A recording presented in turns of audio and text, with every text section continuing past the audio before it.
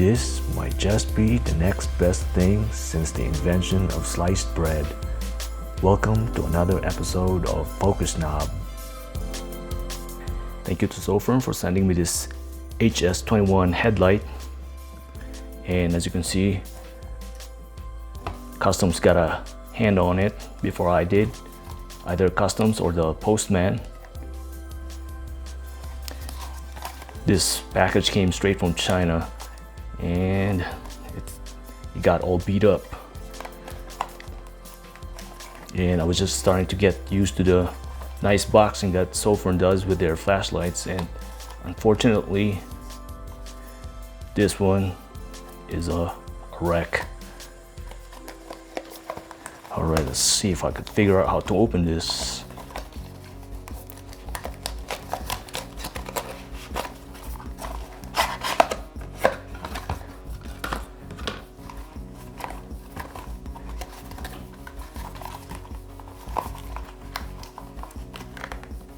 There we go.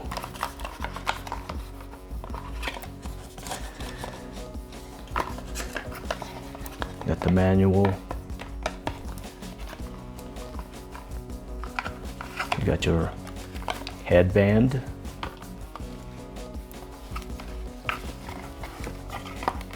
Typical Sofirn headband, nice and soft. Very nice. Got your two O-rings. USB-C charging cable. And the headlight. Yeah, that's unfortunate this box didn't make it. Alright, let's put this aside. Very nice.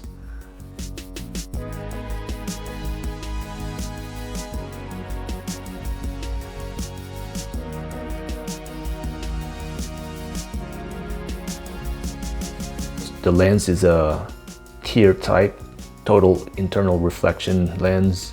So you've got the main spotlight in the center, and then you got 6 floodlight on the outer perimeter and 3 LED lights for the red emitter. Nice looking lens. So this is an all aluminum body. Very nicely made. This flashlight really surprised me. I didn't think I was going to like this because of the shape of it. I mean, I like the previous Sofirn headlight that I reviewed. This is the HS22. Very nice headlight. The nice feature about this headlight is the rotary. So instead of your typical switch, it's got this very nice rotary head. I thought this was gonna be a gimmick feature, but once I've tested it, I really like it. It's got nice detents, nice click sound, very nice tactile feedback. You got your power button here, and another feature it has is these touchless settings, which I'll talk about later. So it's using infrared to detect your motion, and that will change the settings on the flashlight or the brightness. You got your USB-C charging port. So let's check out the battery.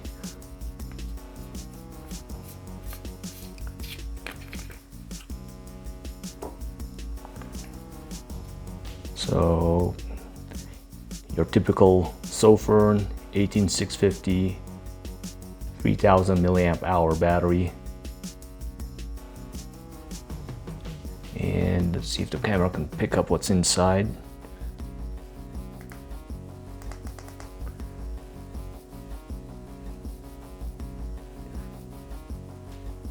There we go.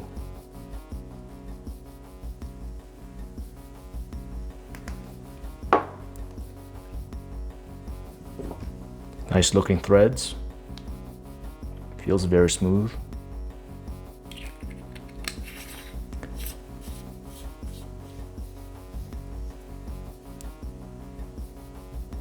That head looks really nice.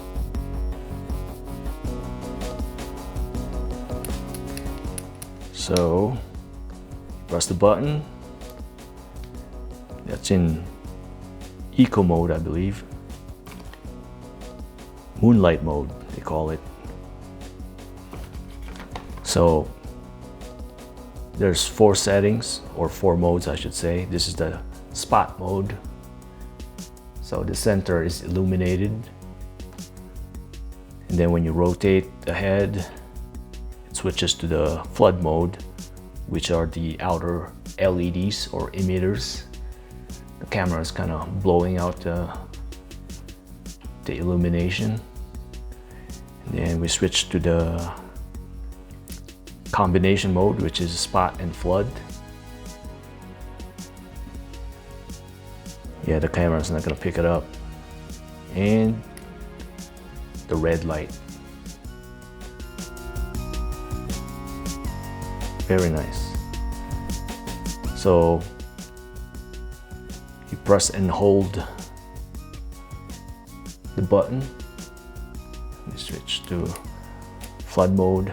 Press and hold the button, and that changes the brightness.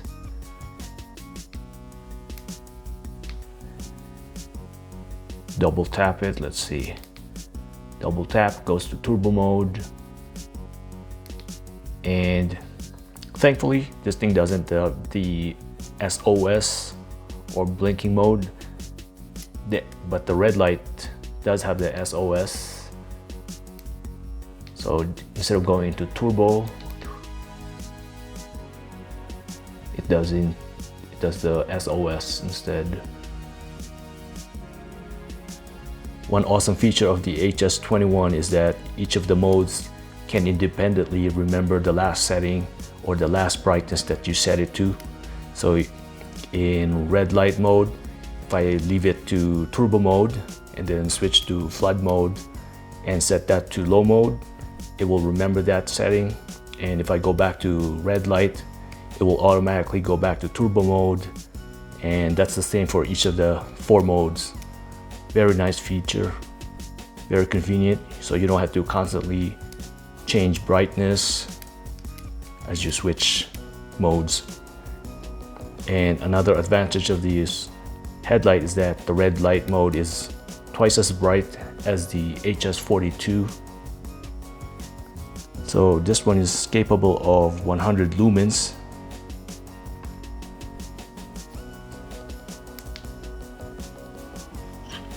While the HS42, it didn't state how bright the red light is for the HS42, but it looks like it's half the brightness. I don't know if the camera can pick that up. That's in turbo mode.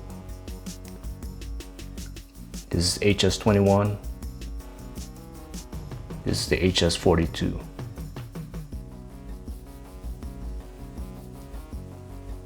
Very nice. This will come in handy when I'm out at night using my telescope, where I need my night vision and I need to preserve my night vision, or to keep the bugs out from flying onto my face during the summer. Very nice. Let's talk about the touchless sensor on the side. So if you turn on the flashlight first and triple click it, 1, 2, 3, it activates the motion sensor. And if you wave your hand or block these 2 holes, it will automatically change brightness without having to press this button over here. So that might come in handy when you're out in the winter wearing gloves, thick gloves, and you can't press this button. You can just wave your hand on the side and that will automatically switch brightness.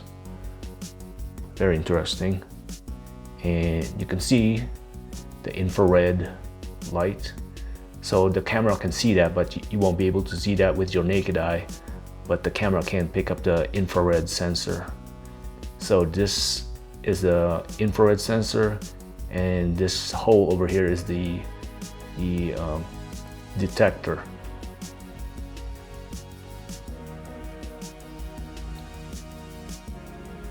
And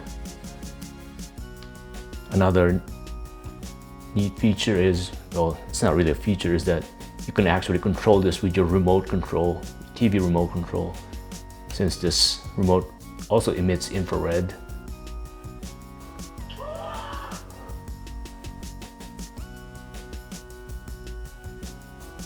See that infrared? You can see the flashlight activating.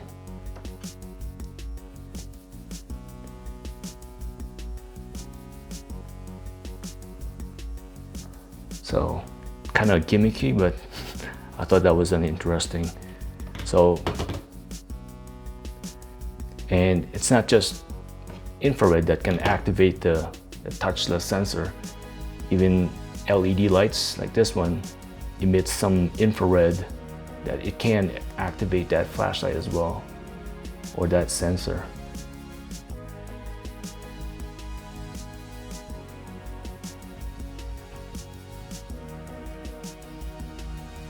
Before I get ahead of myself, here are the specs of the flashlight. So in spotlight and floodlight mode, it can do 2300 lumens for around 2 minutes before stepping down to 1000 lumens, and then runs for 90 minutes thereafter. And in high mode, it can do 1000 lumens for around 8 minutes, medium 400 lumens for 3.5 hours, in low 100 lumens for 12.5 hours. Moonlight mode is down to 2 lumens to 250 hours.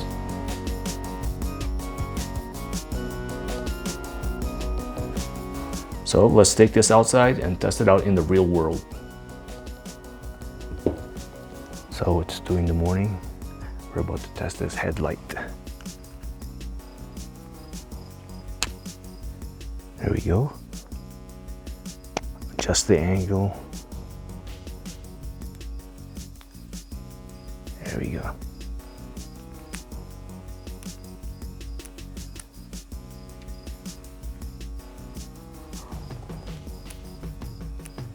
We'll keep it at spot and flood mode. All right, let's test it out.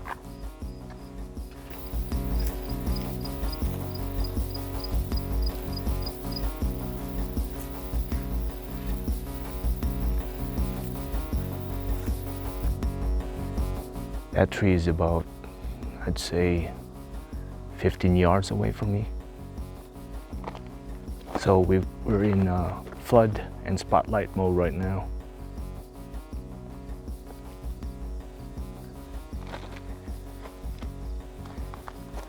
And over there is the wash or a ditch where all the rain wash goes. So that's about 40 yards down from where I'm at. So this light is reaching all the way down there pretty well.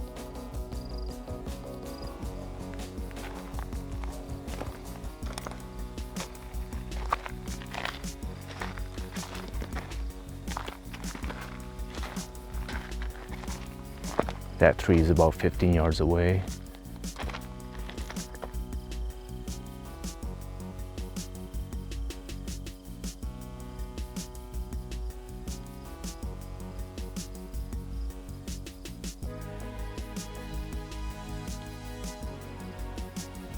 Yeah, we haven't had rain so far this year, so a lot of our trees are all dried up. That tree has no leaves whatsoever. So hopefully we'll get some rain by next week, and we'll get some new blush or new leaves coming out of these trees. But this headlight's nice and bright.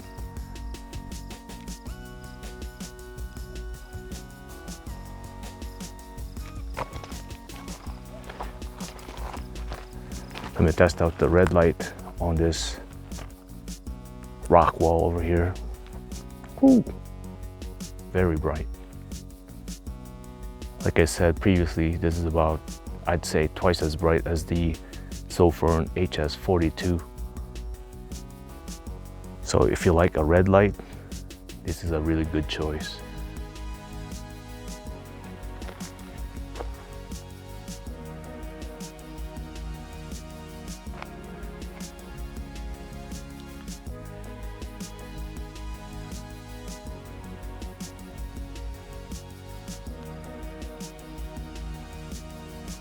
All right, let's get back to the spot and flood.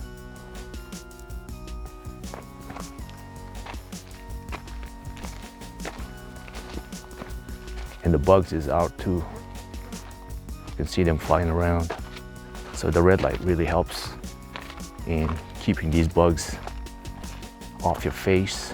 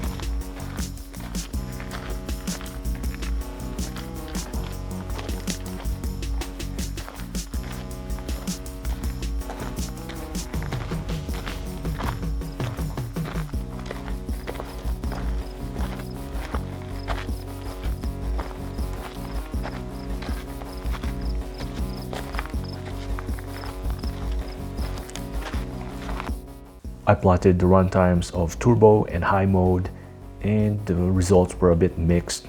Not quite as stated in the specs. Turbo ran a bit longer than stated, and in high mode, it fell short of the runtime as stated. Looking at turbo, we can see it started at just under 2000 lumens, not quite the 2300 lumens as stated on the specs, and it ran for about 2 minutes before dropping down to around 750 lumens. And at the 8-minute mark, it reached a max of 48 degrees Celsius, which is very hot. And looking at high mode, it started out just under 1200 lumens, so that one's a bit higher than stated specs, and that ran for a good 8 minutes before dropping down to, again, around 750 lumens.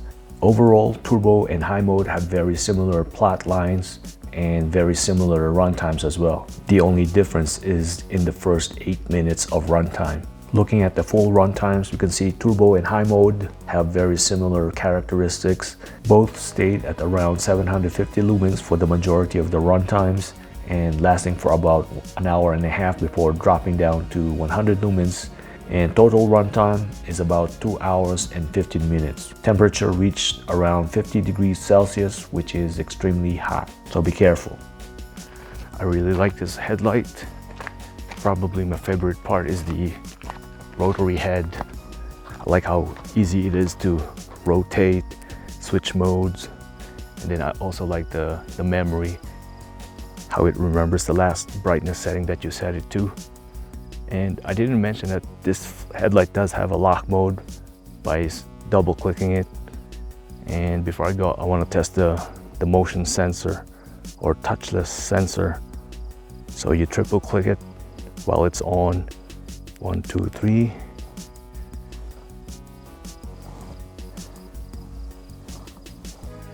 Hopefully the camera picks that up. It does work. I can see how that will come in handy when you're wearing a glove and you can't easily press this button over here. All right, guys, till next time, if you like this flashlight, please consider going to the Amazon affiliate link. I'll post it down below. It helps out a little bit. All right, until next time.